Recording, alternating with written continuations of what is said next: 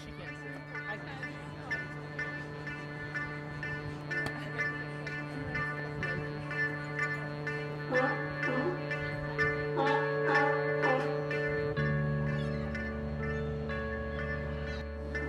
The fisherman will not be fishing today.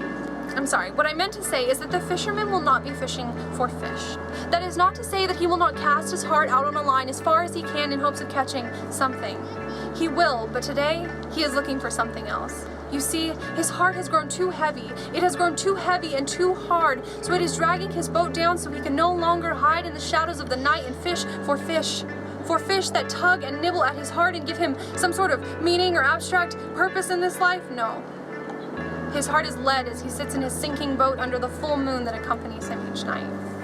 This moon is as full and round and content as a baby's tummy after mama's milk. This angers him. He has not been at peace like this moon in so long. He reels in his heart. It half pumps methodically over and over and over, but he can no longer feel it. He reels in his heart to his chest, but before locking it under a cage made of bone, he stares at it and wonders, what has my life become? So the fisherman will fish today for answers. His stature is bent with the weight of 57 years crippling him. He shivers in the morning air as he has no jacket to be found. He drags a canvas bag made of sorrows and tied tightly with a rope of heartache for no eye to see. It has become so heavy that he can barely even move it, so he drags it with clenched hands. Hands that are cracked and wrinkled with a roadmap of where he's been and where he's going. He is a tough sailor who will not admit how difficult it has become to carry this burden, so in lip-locked silence he carries on. Today, he will enter the sacred collegiate doors of a library to fish. Books swim around his face like hardback flies that taunt him. He cannot find what he is after. The pages rolling over his fingers like the waves of the ocean he is running from but can't seem to escape. He cries out in this quiet room from the dark recesses of his soul, is there no meaning in this life? Is there no answer to be found? Until one. In the quiet, forgotten part of the library, he finds a dusty, abandoned book. He opens its thick cover and meets a man down the road.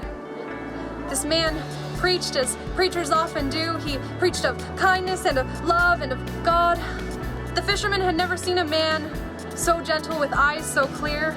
He followed this gentleman down the road and he watched as he gave sight to those whose only friend in this life had been darkness. He watched as the gentleman fed hungry bones and loved tattered children like they were his own. Chapter after chapter, the fisherman followed this man until finally he watched as this gentleman was stripped of his clothes and of his modest dignity by Roman guards. The fisherman stood straight in protest, wanting to call out with everything he had, and when he did, he looked down. Where was his satchel bag? The Roman guards had stolen it and emptied its contents and began to work quickly, fashioning a whip and a set of nails out of the fisherman's lusty pleasures and sorrows. There was some foreign material that the fisherman couldn't quite recognize, maybe some things that only you or I could claim as our own. But there it was, the whip coming down upon this man over and over and over like electric lightning striking the sinews of a white dove.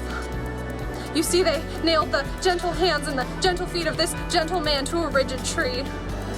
The innocent man called down to the fisherman, "Go fish again, for fish no more, but for men."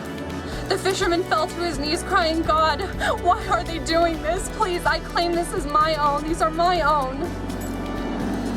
No more are they yours to bear. Let me bear them for you," said the innocent man as holy blood dripped down his hand, and time stood still.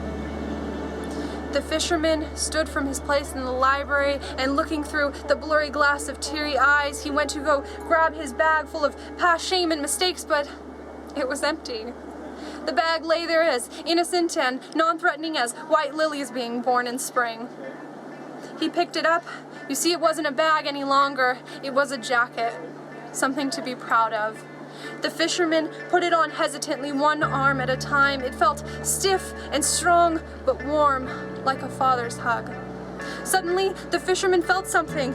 Inside of him, the passion of blood had returned its way home to him. It was so strong that it punched the air right out of his lungs. The fisherman stood straight, head up, shoulders back, and he ran to the moon, now crescent in shape, and he saluted him. The fisherman kept his heart safely beneath his jacket so that no fish would bite and reel him into the lake tonight. He ran to his boat and with the strength of a man half his age tore his vessel down and made a pulpit and preached to the night.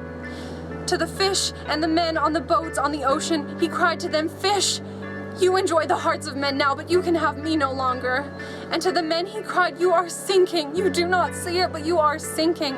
I know a man who will turn your sinking boats into sturdy beds and your unforgiving sorrows into sanctuaries, and who will send his own blood to pump through the stone hearts of you who are weary and tired and need rest. Come, cast your hearts with me."